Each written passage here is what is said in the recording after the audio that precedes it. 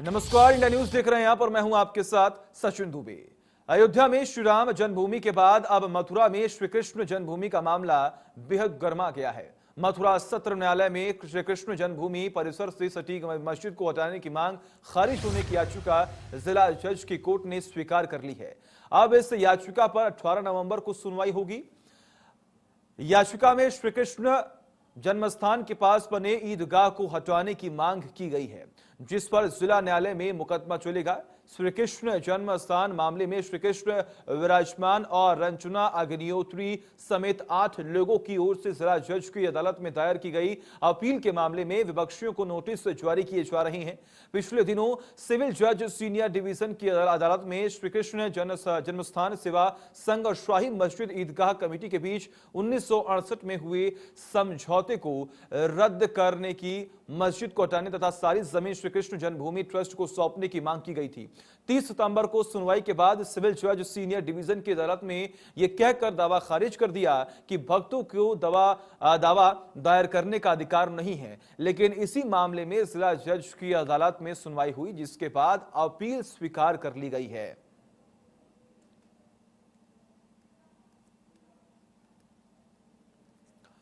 तो 18 नवंबर को होगी मामले की अगली सुनवाई। ये अहम जानकारी हम आपको दे रहे हैं कि 18 नवंबर को अगली सुनवाई यहां पर होने वाली है। मथुरा कोर्ट ने स्वीकार की है मालिकाना हक की यहां पर याचिका।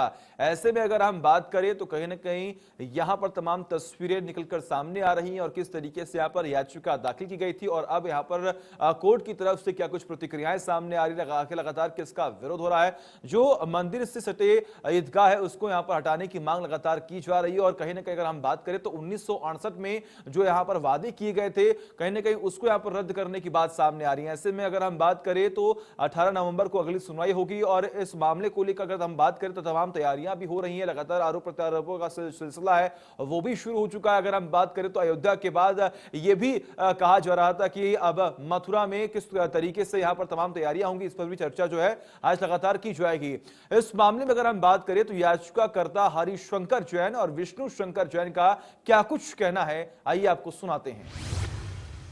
और इतने दिन तक 1 महीने तक जो हम न्याय के लिए लड़ाई लड़ रहे थे, आज हमारी बात डिस्ट्रिक्ट जज ने मानी है और ये बात मानी गई कि सिविल जज सीनियर डिवीजन की फाइंडिंग ऑन लॉ गलत थी।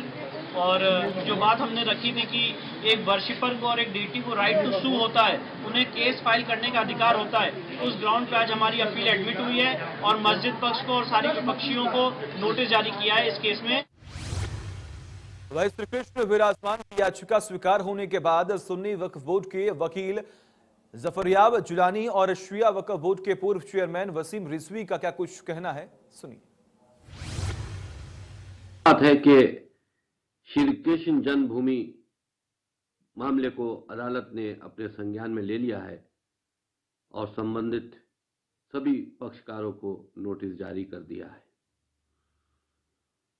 सुन्नी सेंट्रल वक्फ बोर्ड की अब यह जिम्मेदारी बनती है कि सुन्नी सेंट्रल वक्फ बोर्ड बगैर मुकदमा लड़े, बगैर समाज में जहर घोले, ये जमीन को जो कृष्ण जन्मभूमि का हक है उन्हें वापस कर दे और समाज को ये मैसेज दे कि सही मुसलमान किसी की जमीन को हड़प कर मुगलों की तरह इबादत गाहें बनाकर उस पर इबादत नहीं करता। मथुरा का विवाद नया नहीं है, ये सेटल हो चुका है 1968 के करीब।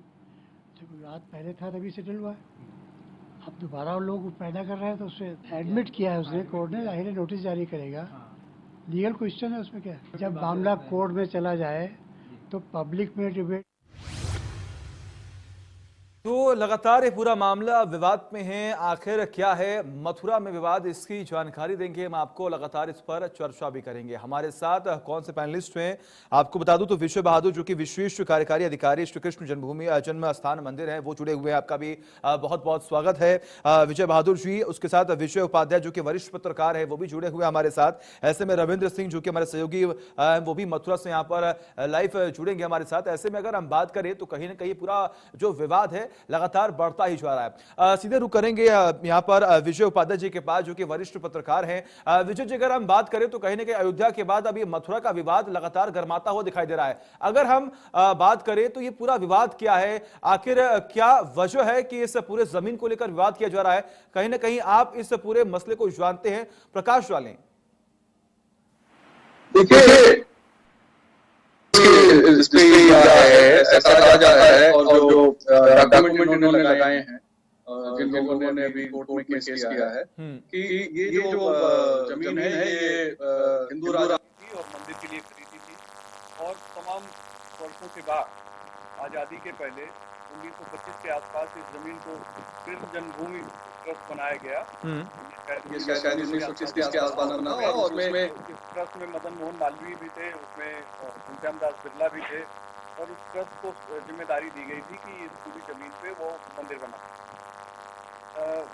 आज़ादी मिली उसके बाद जो ईदगाह मस्जिद पक्ष है वो मुकदमा लड़ता रहा, उनको कभी भी कामयाबी नहीं मिली। कोर्ट ने हमेशा उनके दावे को खारिज किया, लेकिन 1968 में एक नई संस्था सामने आती है और कोर्ट जाती है वो और पूरे जमीन पे दावा करती है श्री कृष्ण जन्म सेवा संस्थान।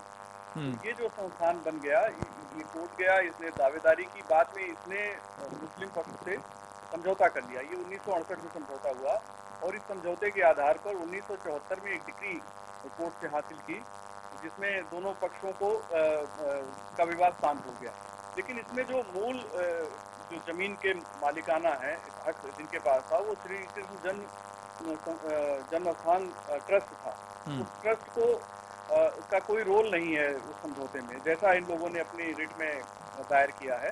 तो इनका जो अभी क्लेम है सिर्फ उस समझौते को खत्म करने के लिए है। इनका कहना है कि ये जो समझौता हुआ था इसमें जिस व्यक्ति ने समझौता, जिस संस्था ने समझौता किया, उस संस्था को कोई राइट नहीं था क्योंकि जमीन उसके पास नहीं थी, जमीन थी श्री कृष्ण जन्म स्थान ट्रस्ट के पास। और जो समझौता हुआ श्री कृष्ण जन्म सेवा संस्थान के और ईदगाह कमेटी के बीच हुआ, तो इसलिए ये इस समझौते का कोई महत्व नहीं है और इस समझौते को नल एंड वाइड किया जाए, इसको खत्म किया जाए और जो डिक्री हुई है उस पर पुनर्विचार करके पूरी जमीन श्री कृष्ण जन्म स्थान ट्रस्ट को दी जाए। बिल्कुल, ऐसे में विश्व जी अगर हम बात करें तो अब ये खबरें सामने आ रही है कि अगली सुनवाई जो है वो 18 नवंबर को होने वाली है।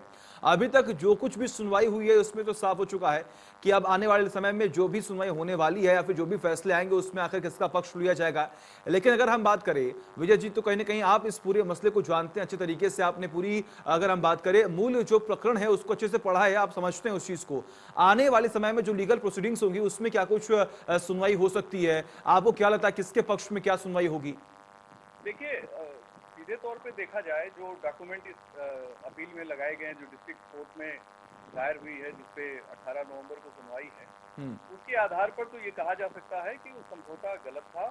अब जिन लोगों ने समझौता किया है उनके पास क्या आधार है, उन्होंने किस अपने लीगल राइट के तहत इस समझौते को किया है, इस बात को देखना होगा। उनकी तरफ से क्या जवाब कोर्ट में आता है और इस ईदगाह कमेटी समझौते का जो उनके साथ समझौता हुआ था वो क्या डॉक्यूमेंट पेश करती है और जो डिक्री हुई थी 1974 में कोर्ट ने उसमें क्या कहा था, सारे डॉक्यूमेंट तो अभी मिले नहीं, डिक्री का पेपर अभी नहीं मिला है जो कोर्ट ने ऑर्डर किया था 1974 में। अब वो कॉपी उसके सामने आए तब स्थिति साफ होगी। अभी बहुत सी चीजें इसमें सामने नहीं आई हैं, लेकिन इतना तो तय है कि इस मुद्दे ने थोड़ी गर्मी बढ़ाई है और साथ में जो अयोध्या मथुरा काशी का एजेंडा विश्व हिंदू परिषद के पास था उसमें से मथुरा पे, देखिए अच्छी बात यह है कि ये सीधे कोर्ट में गया है और लीगल लड़ाई की बात है, इसमें अपनी हक को मानने की बात है, तो कानूनी तरीके से इसमें कोई अभी आंदोलन की बात नहीं है, कोई इसमें कार सेवा की बात नहीं है, जैसा कि राम मंदिर में हुआ और लोगों ने किया था,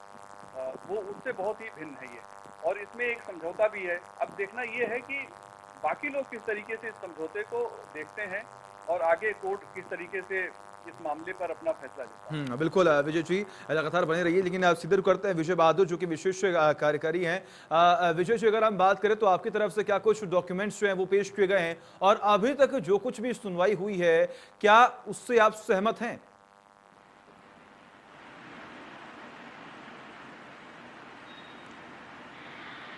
जी, अभी कल माननीय जनपद न्यायालय में इनका अपील स्वीकार की गई है और पक्षकारों को नोटिस दिए जाने का आदेश हुआ है। और अभी हमें न तो कोई नोटिस मिला है कृष्ण जन्म स्थान सेवा संस्थान को या ट्रस्ट को, और न ही कल के आदेश की कोई प्रति मिली है। नोटिस आने के बाद में जन्मभूमि ट्रस्ट और कृष्ण जन्म स्थान सेवा संस्थान दोनों अपने अधिवक्ता महोदय से संपर्क करके कानूनी परामर्श करके और न्यायालय में उपस्थित होंगे और अपना पक्ष रखेंगे। बिल्कुल, ऐसे में विजय जी अगर हम बात करें तो आप यहाँ पर कह रहे हैं कि यहाँ पर पक्षकारों को नोटिस जो है वो जारी किया जाएगा, और यहाँ पर आपका ये भी कहना है कि अधिवक्ता को बुला के उनसे बातचीत करके विचार विमर्श करके आने वाले समय में जो भी बातचीत होगी उस पर यहाँ पर आप पहुँचेंगे। लेकिन ऐसे में जब 18 नवंबर को सुनवाई होगी तो आपको क्या लगता है, क्योंकि कहीं ना कहीं यहाँ पर साफ तौर पर यह भी जिक्र किया जा रहा है और पहले भी किया जा रहा था कि पहले अयोध्या पर फतह हासिल की गई और अब कहीं ना कहीं मथुरा पर फतह हासिल करने की पूरी कोशिश यहाँ पर की जा रही है? नहीं, वो तो अधिकार है ना, हम जन्मभूमि ट्रस्ट का अधिकार है, हम स्वामी हैं उस भूमि के, उस पर हमारा वास्तविक कब्जा होना ही चाहिए। वो लोग अब तक वहाँ रह रहे हैं या प्रार्थना कर रहे हैं, मगर स्वामित्व जन्मभूमि ट्रस्ट का है और अब सही समय आ गया है, क्योंकि एक बहुत बड़ा मामला अयोध्या धाम को लेकर चल रहा था। 500 साल की लड़ाई के बाद अब अंततः सत्य की विजय हुई और वहां पर भव्य मंदिर का निर्माण होने जा रहा है। लेकिन विजय जी अगर हम बात करें देखिए तो कहीं ना कहीं अयोध्या का पूरा मुद्दा जो है वो अलग दिखाई दिया। पहले वहां पर तमाम बातें कही जा रही थी कि पहले वहां पर मंदिर था, उसे तोड़कर वहां पर जो मस्जिद है वो बनाया गया और उसके बाद मस्जिद को तोड़ा गया। ऐसे तमाम कयास लगाए जा रहे थे जिस पर इतने समय के अंतराल के बाद यहाँ पर फैसला आया। लेकिन कहीं ना कहीं मथुरा में तमाम तस्वीरें और जो मुद्दा है वो बेहद अलग है। आखिर समस्या क्या है?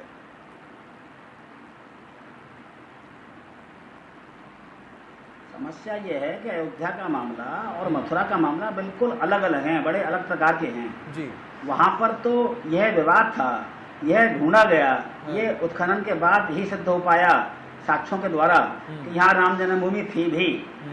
लोगों को शंका थी कि यहाँ भगवान राम का जन्म हुआ कि नहीं हुआ। हमारी पूर्ववर्ती सरकार ने, केंद्र ने तो यह भी कह दिया कि राम भगवान हुए ही नहीं, काल्पनिक हैं। मगर मथुरा में यह वैसे नहीं है। मथुरा में तो सुस्थापित तथ्य है कि यहाँ पर भगवान कृष्ण का जन्मभूमि है। इसमें किसी भी पक्ष द्वारा, किसी भी धर्मावलंबी द्वारा कोई खंडन नहीं है। इस बात का खंडन इस तथ्य में भी नहीं है कि श्री कृष्ण जन्मभूमि ट्रस्ट इस पूरे भूखंड का एकमात्र स्वामी है। केवल जो द्वितीय पक्ष है अर्थात जो मुस्लिम पक्ष है वह उसके एक भाग पर काफी समय से रहते चले आ रहे हैं। उनको वह स्थान छोड़ देना चाहिए, क्योंकि वो किराया न देने के भी डिफॉल्टर हैं। वह जो राजा पट्नीमल थे जिन्होंने इस भूमि को ईस्ट इंडिया कंपनी की नीलामी में खरीदा था भगवान कृष्ण का भव्य मंदिर बनाने की दृष्टि से, तो वो उनके किराएदार थे ये लोग, जो मुस्लिम पक्ष है, जो लोग रह रहे थे वहां पर। और वही अधिकार सारे भूमि को क्रय करने के बाद महामना मदन मोहन मालवीय जी, गोस्वामी गणेश दत्त जी और प्रोफेसर भीखनलाल आत्रे जी को प्राप्त हुए जी। और जब यह जन्मभूमि ट्रस्ट बना तो वो सभी अधिकार ट्रस्ट को प्राप्त हुए और उस अधिकार के द्वारा ही जो राजकीय अभिलेख हैं अर्थात राजस्व अभिलेख और नगरपालिका के अभिलेख, इन सब में उस विक्रय पत्र के आधार पर ही प्रविष्टि हुई कि स्वामी जन्मभूमि ट्रस्ट है, भगवान कृष्ण विराजमान हैं और उसमें कोई किसी प्रकार की आपत्ति नहीं है। तत्कालीन परिस्थितियों में 1928 में एक डिक्री हुई थी, राय कृष्णदास जो राजा पट्नीमल के पुत्र थे उनके पक्ष में स्थानीय मुस्लिमों ने उस समय स्वामित्व का प्रश्न खड़ा किया था। और नहीं, देखिए विजय जी, जन्मभूमि अगर हम के बात भाग करें में देखिए से ही तो भूतकाल पुराने में जो पत्थर भी लेकर बातें और हुई हैं वो अपने आप में एक दिलचस्प और उतना पुराना अगर इतिहास जानने की पूरी कोशिश करेंगे तो समय नहीं उतना। लेकिन सवाल ये है कि पहले श्री राम आए कोर्ट में और अब श्री कृष्ण जी। के नाम पर सियासत यहाँ पर गरमाई हुई, क्या ये जरूरी है क्या? क्योंकि विपक्ष कई सवाल खड़े कर रहा है। विपक्ष जहां पर अगर हम बात करें तो जो विपक्ष है वो साफ तौर पर यही कह रहा है कि पहले श्री राम के नाम पर यहाँ पर देखिए, राजनीति हुई विपक्ष का और अब सवाल- श्री कृष्ण के नाम पर राजनीति हो रही है।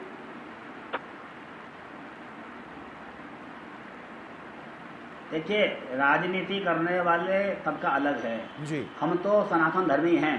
हमारे इष्ट भगवान राम, हमारे इष्ट भगवान कृष्ण, हमारे इष्ट भगवान शिव, इनके जो स्थान हैं, जो जन्मभूमि है, वो तो बदल नहीं सकती।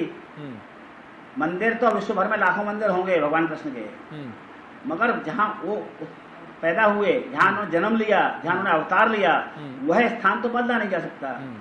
और अच्छी बात यह है कि मथुरा के विषय में, जन्मभूमि के विषय में किसी भी पुरातत्ववेत्ता का, किसी भी विद्वान का या किसी भी धर्मावलंबी का, अन्य का भी यह खंडन नहीं है कि जन्मभूमि नहीं है या यहाँ पर मंदिरों को तोड़कर बार बार विध्वंस नहीं किया गया।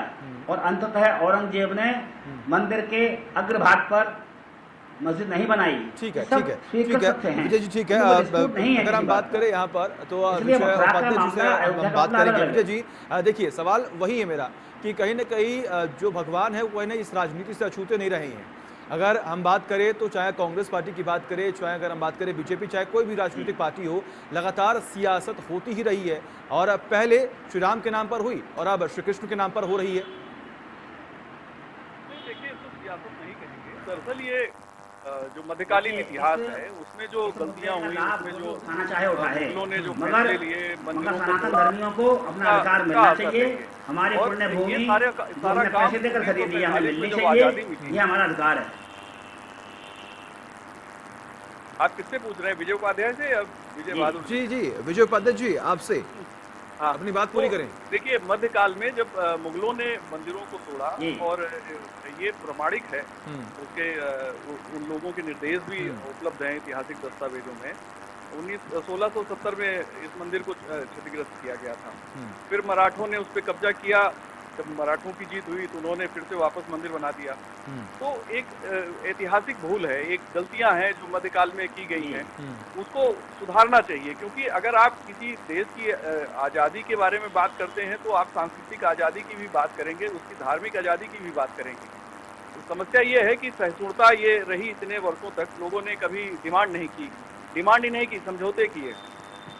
इसलिए किए कि वो शांति चाहते थे। लेकिन आप अगर किसी भी देश को उसकी जो संप्रभुता है उसके दृष्टि से देखेंगे तो आपको ये राजनीति नहीं लगेगी। कई मामलों में ऐसा है कि लोग कह रहे हैं कि राजनीति हो रही है, लेकिन राजनीति कहीं नहीं है।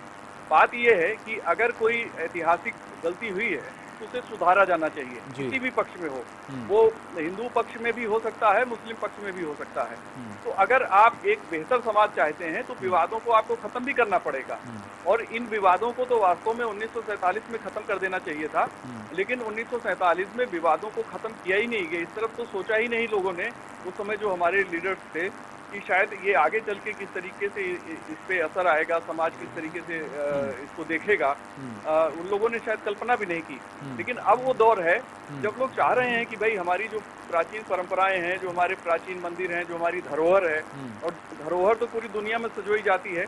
आप चाहे बेबीलोन का देख लें, मेसोपोटामिया का देख लें, या रोम में जो भी है, एथेंस में जहाँ जो कुछ भी है, तो सब चीजों को उन्होंने धरोहर के तौर पे संजोया है। ठीक तो है, अगर यहाँ ठीक है विजय उपाध्याय जी, आपका तो बहुत बहुत शुक्रिया। और विजय बहादुर जी, आपका भी बहुत बहुत शुक्रिया कि आप हमारे साथ जुड़े और हमसे बातचीत की। तो लगातार अगर तस्वीरों की बात करें तो पहले अयोध्या, फिर मथुरा और फिर काशी, ऐसे तमाम बातें जो है वो सामने आ रही। लेकिन 18 नवंबर को क्या कुछ होगा ये देखना दिलचस्प होने वाला है। फिलहाल